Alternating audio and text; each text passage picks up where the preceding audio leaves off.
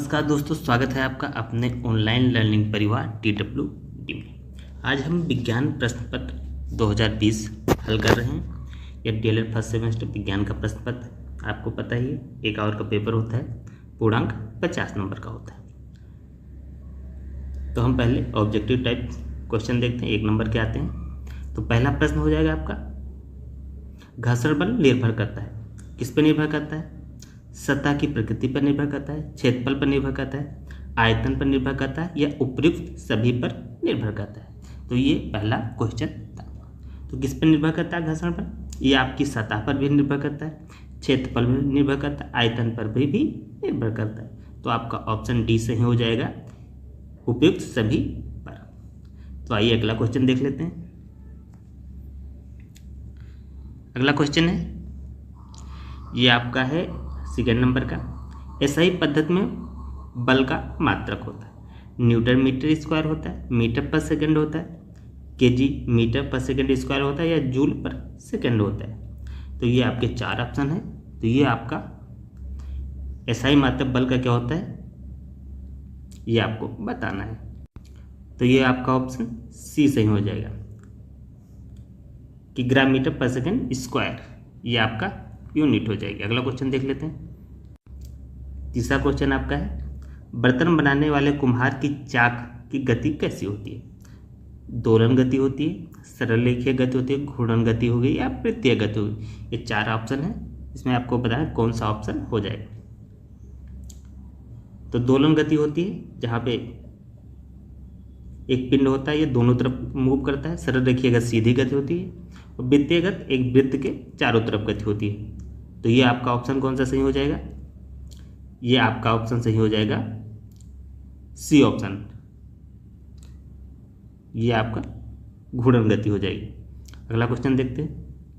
नर तथा मादा युग्मक के संयोग की क्रिया को कहते हैं, क्या कहते हैं? परागकण कहते हैं, निषेचन कहते हैं, जनन कहते हैं या बीज निर्माण कहते हैं। तो ये आपका हो जाएगा निषेचन। नर तथा मादा युग्मक के संयोग को निषेचन कहते हैं, जिसमें आपका परागकण क्या होता है? परागण होता है। परागकण का कोशिकाग्र तक पहुंचना परागण हो जाता है। जनन क्या होता है? मात्र जो जीव होता है उससे नए जीव का बनना, ये जनन हो जाएगा। और बीज निर्माण, ये जो आपका मात्र पौधा होता है उससे नए बीज का निर्माण, बीज निर्माण हो जाएगा। तो अगला क्वेश्चन देख लेते हैं। क्वेश्चन होगा आपका, निम्नलिखित में से सजीव है? मोटर है, रेलगाड़ी है, केचुआ है या साइकिल है? तो इसमें बताना है आपको सजीव कौन सा है। सजीव क्या होता है? जिनका कोशिकीय संगठन होता है, जो श्वसन करते हैं, जिनमें वृद्धि होता है, विकास होता है और जो उत्सर्जन भी करते हैं। तो इसका ऑप्शन आपका सही हो जाएगा सजीव में केचुआ। तो ये आपके ऑब्जेक्टिव टाइप क्वेश्चन खत्म हुए। अब स्टार्ट होते हैं आपके अति लघुत्तरीय प्रश्न। यहाँ से सारे 1 नंबर के प्रश्न बनेंगे और इसके बाद 2 नंबर के प्रश्न स्टार्ट होंगे। तो पहला क्वेश्चन क्या है? पहला क्वेश्चन है, द्विलिंगी पुष्प किसे कहते हैं? उदाहरण दीजिए इसका। तो इसकी डिफिनेशन भी लिखनी है और इसके उदाहरण भी लिखना है। तो आइए देख लेते हैं।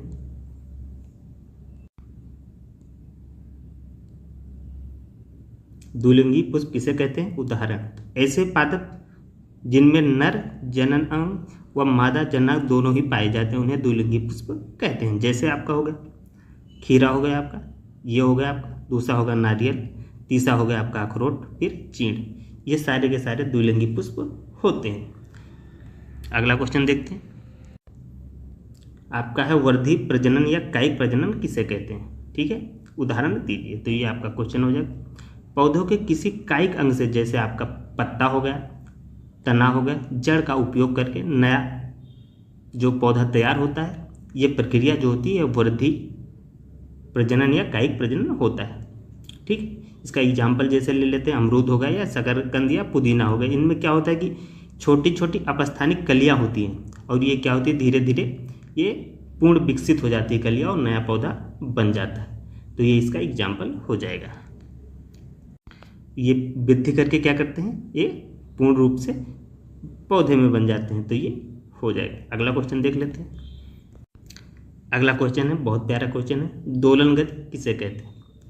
तो क्या होता है, इसमें वस्तु अपनी साम्य स्थिति के दोनों तरफ इधर उधर गति करती है तो दोलन गति कहलाता है। एग्जाम्पल देखो, जैसे दीवार में पेंडुलम की गति या सरल लोलक की गति, तो ये इसका एग्जाम्पल हो जाएगा। जैसे आप, ये हो गया सरल लोलक, ये सरल लोलक हो गया। अभी इसको हम जब गति कराएंगे तो कितना जाएगा, जितना इस साइड जाएगा यहाँ तक गति करेगा और इस साइड भी उतना ही गति करेगा। तो ये इसकी माध्य स्थिति, जो बीच की स्थिति है, इसे माध्य स्थिति कहते हैं।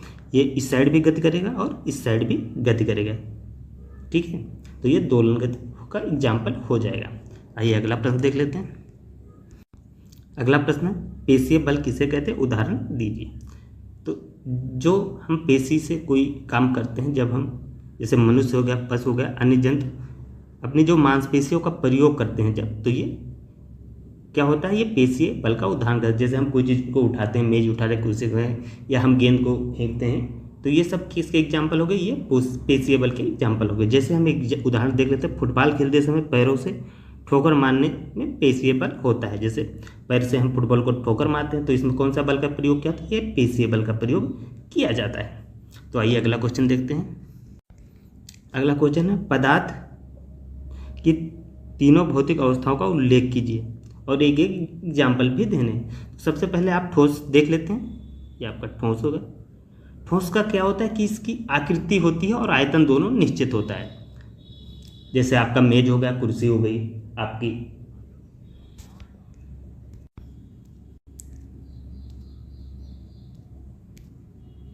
तो आपकी मेज हो जाएगी, कुर्सी हो जाएगी, या आपका दरवाजा हो गया।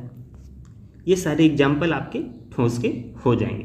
ठोस में क्या होता है कि इनमें अंतराणुविक अवकाश कम होता है। अंतराणुविक अवकाश मतलब जैसे ये ठोस, तो इनमें बहुत पास पास अणु होते हैं, ये बहुत पास पास अणु होते हैं।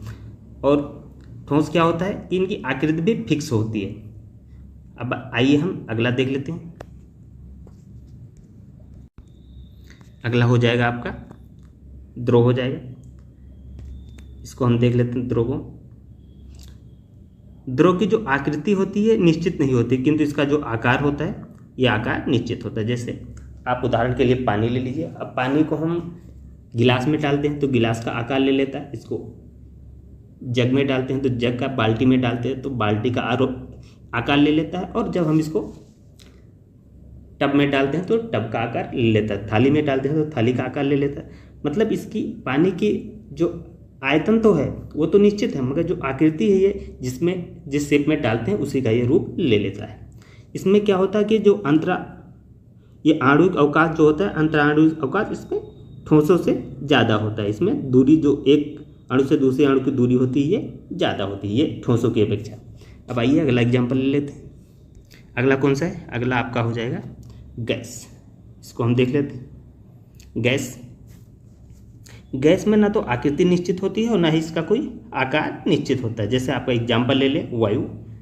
इसमें क्या होता है कि ये आपका अंतराणुविक अवकाश बल ये बहुत दूर दूर होते हैं, इनके अणु बहुत दूर दूर, तो सबसे ज़्यादा अंतराणुविक अवकाश इसी में पाया जाता है। तो ये आपके ठोस, द्रव, गैस तीनों अवस्था है, और ये एग्जाम्पल्स हो गए। अगला क्वेश्चन देखते हैं। अगला क्वेश्चन हो जाएगा आपका 11, अनुकूलन किसे कहते हैं। तो अनुकूलन क्या होता है, ये गुण होता है, ये गुण होता है जो किसी पौधों को, जंतु को किसी विशेष जगह या निवास में रहने योग्य बनाता है। जैसे आप देख लीजिए एग्जाम्पल के तौर पे, जो पहाड़ पे वृक्ष या पर्वतीय क्षेत्रों में वृक्ष आए हो तो उनका शेप जो होता है वो छतरी के आकार का होता है, क्योंकि वहाँ पे बर्फ़ ज़्यादा गिरती है, तो जैसे वो बर्फ़ गिरे सीधे ज़मीन पे लैंड कर जाए। और जैसे हम प्लेन एरिया में वृक्ष देखते हैं तो वहाँ के वृक्ष का जो आकार होता है वो डिफरेंट होगा। और पहाड़ पे जो वृक्ष होता है उनका शेप ऐसे ही होता है, ये आकार के शेप होते हैं, क्योंकि यदि बर्फ़ गिरेगी तो ऊपर से सीधे नीचे आ जाएगी। ठीक है, आइए अब हम लघुत्तरीय प्रश्नों को देखते हैं। तो ये हो जाएगा आपका लघुत्तरीय प्रश्न। यहाँ से आपके सारे प्रश्न लघुत्तरीय हैं। ये सारे प्रश्न आपको 2 नंबर में बनेंगे। तो पहला प्रश्न आपका हो जाएगा, सजीव तथा निर्जीव में अंतर लिखिए। तो बेसिकली आपको पता ही होगा सजीव निर्जीव में अंतर। आइए देख लेते हैं। पहली बात तो इसका तुलना का आधार क्या होगा, सजीव और निर्जीव। तो सजीव कोशिकीय संरचना, सजीवों में की कोशिकीय संरचना होती है और निर्जीवों की नहीं होती। संवेदनशीलता सजीवों में होती है और निर्जीवों में नहीं होती है। ये आपका हो जाए उपापचय, इस सजीव में पाया जाता है और निर्जीवों में नहीं पाया जाता है। ठीक, उपापचय क्या होते हैं? जो शरीर में जो क्रियाएं होती हैं, जैसे भोजन का पाचन की जो क्रियाएं होती है, शरीर के अंदर जितनी भी क्रियाएं होती है ये सब उपापचय क्रियाएं होती है। ठीक है, अगला हो जाएगा वृद्धि एवं विकास। तो ये सजीवों में होता है और निर्जीवों में वृद्धि और विकास नहीं होता है। क्योंकि जो आकृति होती है सजीवों की आकृति निश्चित होती है और निर्जीवों की नहीं होती है, इनका आकृति और आकार निश्चित नहीं होता है। श्वसन, सजीव श्वसन क्रिया करते हैं और निर्जीव श्वसन क्रिया नहीं करते हैं। ठीक है, आगे देख लेते हैं। सजीव जो होते हैं ये उत्सर्जन करते हैं और निर्जीव उत्सर्जन नहीं करते हैं। प्रजनन, प्रजनन मतलब पैतृक जीव से नए जीव का बनना, ये प्रजनन की क्रिया होती है। तो ये पैतृक जीव से नए जीव को बनना ये सजीव में पाया जाता है और निर्जीव में ये नहीं पाया जाता। तो ये इनके बेसिक जो होते हैं ये आपका डिफरेंट हो गया। आइए अगला क्वेश्चन देख लेते हैं। अगला क्वेश्चन होगा पर परागण तथा स्वपरागण से आप क्या समझते हैं, उदाहरण सहित लिखिए। तो आइए पहले पर परागण देख लेते हैं कि पर परागण क्या होता है। ठीक है, जब एक पौधे के पुष्प परागकण को उसी के जैसे दूसरे पौधों के पुष्प के वर्तिकाग्र तक ले जाते हैं तो उसे पर परागण कहते हैं। बेसिकली क्या होता है कि एक ही जाति के पौधे के जो पुष्प होते हैं, ठीक है, उनके जब परागकण को उसी की जाति के पौधे तक, दूसरे पौधे तक ले जाया जाता है तो उसे पर परागण कहते हैं। ठीक है, इनके लिए क्या होता है कि माध्यम की आवश्यकता होगी, क्योंकि पुष्प होंगे तो एक जगह से दूसरे जगह जब पर परागण ले जाए जाएंगे तो इनके लिए माध्यम की आवश्यकता होती है। तो वो माध्यम क्या होगा? कीटों के द्वारा। यदि एक कीट, जैसे एक कीट किसी पौधे पर बैठा तो उसके पैरों में क्या होता है, ये परागकण चिपक जाते हैं और जब ये दूसरे पौधे पे जाके बैठेगा तो वहाँ पे वो छूट जाते हैं, वहीं पे चिपक जाएंगे, दूसरे पौधे तक पहुँच जाएंगे। तो कीटों के द्वारा पहुँचता है, वायु के द्वारा ऐसे पहुँचता है और जल के द्वारा भी ऐसे ही है पहुँचता है। तो इसका एग्जाम्पल देख लेते हैं। जैसे आपका सूरजमुखी हो गया, गेंदा हो गया, इनमें पर परागण होते हैं। जैसे गेहूँ हो गया, धान हुआ, सभी प्रकार की जो घास होती है इनमें सारे में पर परागण पाया जाता है। अगला हो जाएगा आपका स्वपरागण। इसको भी देख लेते हैं स्वपरागण। तो क्या होता है कि जब पुष्प के परागकण उसी पुष्प के वर्तिकाग्र तक पहुंचते हैं, उसी पौधे के दूसरे पुष्प तक पहुंचते हैं तो इसे स्वपरागण कहते हैं। बेसिकली क्या होता है, जब एक पुष्प के पर परागण उसी पुष्प के वर्तिकाग्र तक या उसी पौधे के दूसरे पुष्प के वर्तिकाग्र तक पहुंचते हैं तो इसे स्वपरागण कहते हैं। एग्जाम्पल के तौर पे आप ये सदाबहार देख लीजिए, गुलमेहंदी, मूंगफली या खट्टी बूटी, ये सारी एग्जाम्पल स्वपरागण के हो जाएंगे। आइए अगला क्वेश्चन देख लेते हैं। 14 मिश्रण कितने प्रकार के होते हैं, संक्षेप में बताना है। तो वह पदार्थ जो 2 या 2 से अधिक द्रव्यों के किसी भी अनुपात में मिला देने से बनते हैं मिश्रण कहलाते हैं। ठीक है, इसके प्रकार कितने होते हैं? ये 2 प्रकार के बेसिकली होते हैं।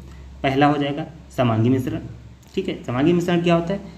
जिस पदार्थ के प्रत्येक भाग का संगठन एक सा होता है उसे समांगी मिश्रण कहते हैं। एग्जाम्पल के तौर पे आप देख लीजिए, जैसे आपका हो जाएगा नमक तथा जल का मिश्रण। इसमें क्या होता है, जब नमक और जल को मिलाते हैं तो उनको आप अलग अलग नहीं देख सकते, सब एक में मिक्स मात्रा, एक मिक्स हो जाए। जो इसकी जो अवस्था होती है, जो इसकी फेज होता है, दोनों की फेज एक ही होता है। जैसे चीनी और पानी के घोल का जो फेज होता है वो दोनों सेम ही होते हैं, सेम फेज पे होते हैं। ठीक है, अगला हो जाएगा विषमांगी मिश्रण।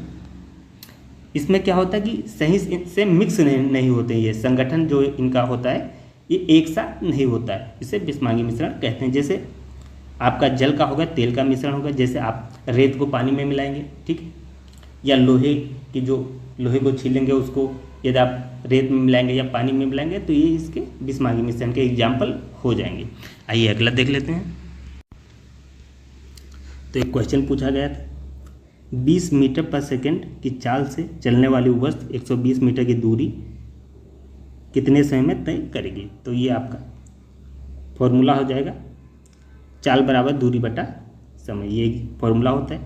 हमें क्या ज्ञात करना है? हमें समय ज्ञात करना है। तो हमने समय का फॉर्मूला पक्षांतर करके निकाल लिया। समय बराबर दे रखा है, दूरी हमने दे रखी, दूरी दे रखी 120 मीटर और फिर समय दे रखा 20 सेकेंड। ठीक, ये आपका हो जाएगा 120/20, ये आपका हो जाएगा 120 आपका 20 होगा। ये 0 से 0 कट गया, 2 से 6 बार ये कटेगा, तो उत्तर आ जाएगा आपका 6 सेकेंड। ठीक है, तो इसका उत्तर आपका 6 सेकेंड। कितना समय लगेगा? 6 सेकेंड में वो दूरी तय कर लेगी। तो आइए अगला देख लेते। न्यूटन के गति का जो प्रथम नियम है, इसे जड़त्व का नियम कहते हैं। इसको उदाहरण से समझाना है। तो ये बेसिकली नियम क्या है कि कोई वस्तु यदि विराम अवस्था में है तो वो विराम अवस्था में ही रहना चाहती है जब तक कि उस पर कोई बाह्य बल कार्य ना करे। यदि कोई वस्तु गति की स्थिति में है तो वो गति की स्थिति में ही रहना चाहती है जब तक कि उस पर कोई बाह्य बल कार्य ना करे। तो इस नियम को क्या कहते हैं? इस नियम को न्यूटन का प्रथम नियम या जड़त्व का नियम कहते हैं। मतलब कोई वस्तु अपनी स्थिति में परिवर्तन नहीं करना चाहती है, और परिवर्तन यदि आपको करना है, यदि गति में है तो गति में रहना चाहती है, और गति में स्थिर है तो स्थिर रहना चाहती है। यदि परिवर्तन करना है तो उसके लिए आपको बाह्य बल लगाना ही पड़ेगा। ठीक है, तो इससे एग्जाम्पल हम देख लेते हैं। जो एग्जाम्पल है, जैसे विराम अवस्था के कारण गाड़ी में आकस्मिक चलने से उस पर बैठा हुआ मुसाफिर पीछे की ओर लुढ़क जाता है। जैसे आप बस में बैठे और बस में बैठे होने से अचानक यदि बस स्टार्ट हो जाती है तो क्या होता है कि आप पीछे की ओर झुक जाते हैं। जैसे कि आपका जो पैर होता है ये बस की सतह से लगा हुआ होता है, तो बस के साथ जो आपके बॉडी का नीचे का पार्ट होता है उसी के साथ गति करने लगता है। मगर जो आपका ऊपर का पार्ट है वो गति नहीं करता है, क्योंकि वो स्थिर अवस्था में है। तो अचानक चलने से क्या होता है कि आप पीछे की ओर गिर जाते हैं, ये कारण होता है। ठीक है, आइए अगला क्वेश्चन देखते हैं। अगला क्वेश्चन हो जाए घर्षण बल दैनिक जीवन में इसका उपयोग। तो घर्षण बल क्या होता है? संपर्क में रखी हुई वस्तु पर, ठीक है, बल वस्तु की गति के विरोध करता है, इसे घर्षण बल कहते हैं। जैसे कि आप मान लीजिए ये मेज है, ठीक है, ये मेज हो गई, ऊपर कोई वस्तु रखी है। यदि आप वस्तु को इस दिशा में धक्का दे रहे हैं तो घर्षण बल किधर लगेगा? घर्षण बल पीछे की दिशा में लगेगा। ये वस्तु को इस दिशा में गति करेंगे तो घर्षण बल क्या लगेगा? पीछे की दिशा में लगता है। ठीक है, तो ये हमेशा क्या करता है कि वस्तु की गति का विरोध करता है। ये वस्तु की गति का विरोध करता है, ये घर्षण बल का काम होता है। ठीक है, आइए इसका एग्जाम्पल देख लेते हैं। दैनिक जीवन में इसका उपयोग क्या है? तो दैनिक जीवन में हम घर्षण बल बहुत महत्वपूर्ण स्थान है। पृथ्वी की सतह पर चलने वाले वाहन की गति सतह तथा वाहन के आधार के बीच घर्षण बल द्वारा ही संभव, अतः घर्षण बल बाधक भी होता है और साधक भी होता है। तो ये आपके दैनिक जीवन में इसका यूज हो गया, और घर्षण बल आपने अच्छे से समझ भी लिया कि ये गति का विरोध भी करता है। ठीक है, अगला क्वेश्चन देख लेते हैं। अगला क्वेश्चन है अलैंगिक जनन से आप क्या समझते हैं? पौधे के अलैंगिक जनन विधि बताइए। ठीक है, तो काफ़ी डिटेल में इसको हमने एक्सप्लेन किया है, तो इसको आप एक एक पॉइंट ध्यान से देखिए। अलैंगिक प्रजनन एक ऐसी प्रक्रिया है जिसमें नया पौधा एकल जनक से बनता है और इसमें युग्मक या जनन कोशिकाओं का कोई भूमिका नहीं होती। ये एक कोशिका और बहु कोशिका दोनों में होता है। एक कोशिका में भी संभव है, दो कोशिका में भी संभव है। ठीक, अब इसकी विधियाँ हम देख लेते हैं। इसकी विधि पूछ रखी है तो विधियाँ हम देख लेते हैं। इसकी बेसिकली 6 विधि है, इसे हम पढ़ेंगे। 6 विधि है इसकी। ठीक, 6 मेथड है। पहला हो जाएगा आपका विखंडन। ये 2 प्रकार के होते हैं। विखंडन 2 प्रकार के होते हैं। पहला हो जाएगा द्विविखंडन और दूसरा होगा बहुविखंडन। तो इसमें क्या होता है कि एकल जनक पैरेंट पूरी तरह से ये एक बिंदु पे पहुंच के 2 हिस्सों में बट जाते हैं। ये क्या करते हैं? 2 पार्ट्स में बट जाते हैं। जैसे आपका हो जाएगा अमीबा हो जाएगा, पैरामीशियम हो जाएगा, और ये अगला एग्जाम्पल होगा। जैसे ये आपका अमीबा है, ठीक, ये मातृ कोश का पहले क्या करता है, इसका केंद्र यहाँ पर 2 भागों में डिवाइड होता है, फिर क्या करता है आगे डिवाइड फर्दर, और लास्ट में ये आपके 2 अमीबा बन जाते हैं। 2 नए अमीबा, 1 से 2 नए अमीबा बन गए। तो ये आपका द्विविखंडन होगा। अगला देख लेते हैं। अगला आपका हो जाएगा बहुविखंडन। ये विखंडन के ही पार्ट से, इसमें क्या होते हैं कि एक से बहुत सारे बन जाते हैं, नए जीव बन जाते हैं। ये बहुविखंडन होगा। जैसे आपका एग्जाम्पल होगा प्लाज्मोडियम ये हो गया यहाँ पे, और ये आपका बहुत सारे प्लाज्मोडियम, नए प्लाज्मोडियम बन जाते हैं। तो ये बहुविखंडन हो जाएगा। ठीक है, इसमें क्या होता है, जनक कोशिका कई नए जीवों में निर्माण में विभाजित हो जाती है, कई जीव बन जाते हैं। अगला आइए देख लेते हैं। जो अगली विधि होती है मुकुलन होती है। ये अलैंगिक प्रजनन है। मुकुलन में क्या होता है कि जनक जीव शरीर का छोटा सा भाग मुकुल उभरता है और बाद में ये नया जीव बन जाता है। जैसे ये एक माध्य मुकुल हो जाएगा, ठीक है। यहाँ पे एक जो मुकुल ये छोटा सा ये निकलता है, ठीक, और ये फिर बाद में ये फर्दर डिवाइड हो जाता है, ये यहाँ से ये कट जाता है, ठीक है, और ये फिर अलग अलग से हाइड्रा, नया हाइड्रा तैयार हो जाता है। तो ये मुकुलन विधि का एग्जाम्पल हो जाएगा। ये हाइड्रा है और ये इसका एग्जाम्पल हो जाएगा। अगला देख लेते। अगला हो जाएगा बीजाणु निर्माण। इसमें क्या होता है कि जो बीजाणु निर्माण है ये आपका जो जनक होता है ये बीजाणु पुट्टी में सैकड़ों प्रजनन इकाइयाँ पैदा कर देता है, ठीक है, जिन्हें बीजाणु कहते हैं। और जब ये बीजाणु पुट्टी फटती है तो हवा, जमीन, मिट्टी पर बिखर जाती है और जब इसके लिए अनुकूल परिस्थितियाँ मिलती है तो ये नए पौधों को जन्म दे देती है। जैसे आपका राइजोपस हो गया और म्यूकर इसके एग्जाम्पल हो जाएंगे। अगला देख लेते हैं। तो ये आपका चौथा हो जाएगा पुनर्जनन, ठीक है। इसमें क्या होता है जो जनक जीव होते हैं ये कहीं से कट जाते हैं तो कटा हुआ भाग क्या होता है ये पुनर्जनित हो जाता है। ये अपने शरीर के पूरे हिस्से को नया जीव बना लेता है, ये विकसित कर लेते हैं अपने शरीर को। जैसे आपका एग्जाम्पल हो जाएगा ये हाइड्रा है, ठीक है, और प्लेनेरिया, ये इसके दो एग्जाम्पल हो जाएगा। तो ये प्लेनेरिया है, ये मात्र प्लेनेरिया है, ये डिवाइड हो जाता है। इसको 3 भागों में हम काट देते हैं, डिवाइड कर देते हैं और फिर क्या होता है ये पुनर्जनन की प्रक्रिया के थ्रू ये 3 अलग अलग नए प्लेनेरिया में ये अपने आप को विकसित कर लेता है। तो ये पुनर्जनन का एग्जाम्पल हो जाएगा। अगला देख लेते हैं।